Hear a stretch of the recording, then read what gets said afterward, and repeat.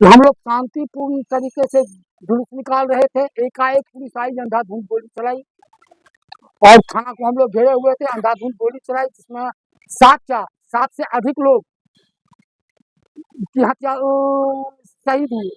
कुछ उस तथ्य को सरकार ने छिपा लिया। 7 से अधिक लोगों की हत्या हुई है। यहाँ तक इतना बर्बरता था कि एक हनुमान की भी हत्या हुई।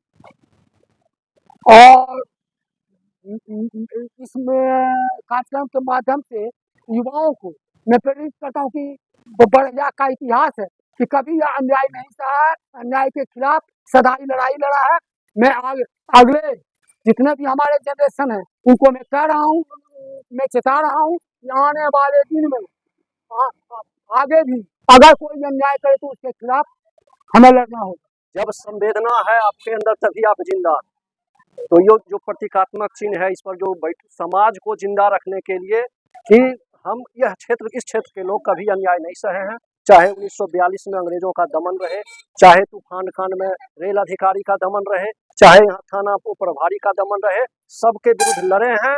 और इसी सांकेतिक के रूप में यहाँ एक प्रतीकात्मक शहीद स्थल के रूप में हम जो आज तक के शहीद हुए हैं वो उनको याद करते हैं। और आगे भविष्य के जो भी बच्चे हैं वो इसी प्रकार अपने प्रतिष्ठा को बचावे, अपने गांव के अमन चैन को बचाने के लिए आगे आवे। इसके लिए हम पिछले जो शहीद हुए उनका नाम याद करेंगे, तभी अगला जनरेशन ऐसा करेगा।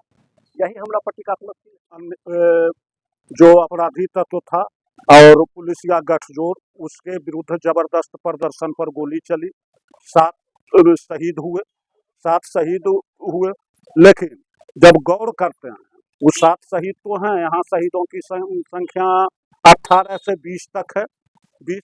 5 तो 1942 में शहीद हुए।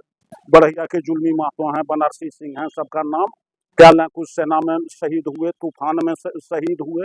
तो सबों की अलग अलग स्मृति में प्रतिमा बनाना या स्मृति स्थल करना, विकसित करना संभव नहीं है।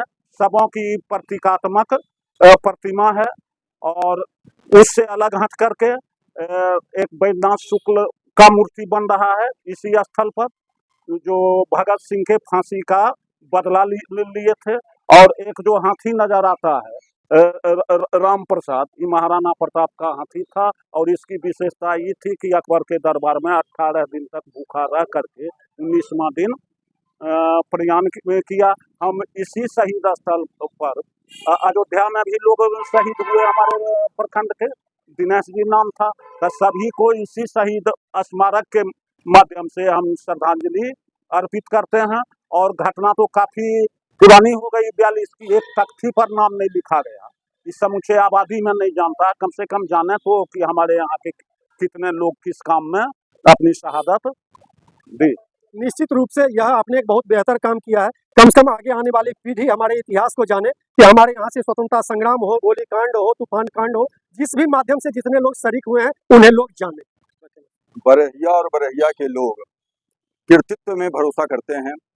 अपने आचार विचार व्यवहार से वो कोई न कोई ऐसा काम करते हैं जिससे कि समाज को एक नई दिशा और दशा दी जा सके।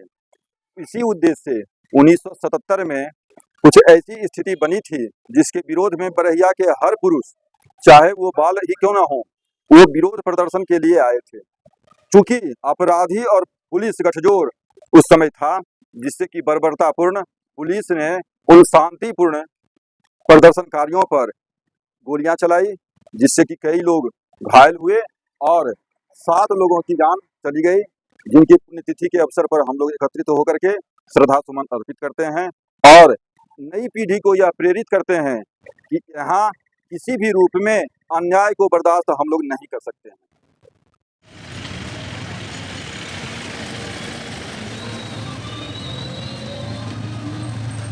क्या संदेश दीजिएगा नरोत्तम जी? युवाओं के लिए ये कार्यक्रम कर हम बता रहे हैं कि जुल्म करने से ज्यादा दोषी है जुल्म सहना। इसलिए हम अगला पीढ़ी को बता रहे हैं कि गलत में कभी भी जुल्म नहीं सहना चाहिए, गलत का खुलकर विरोध होना चाहिए। विरोध होना चाहिए।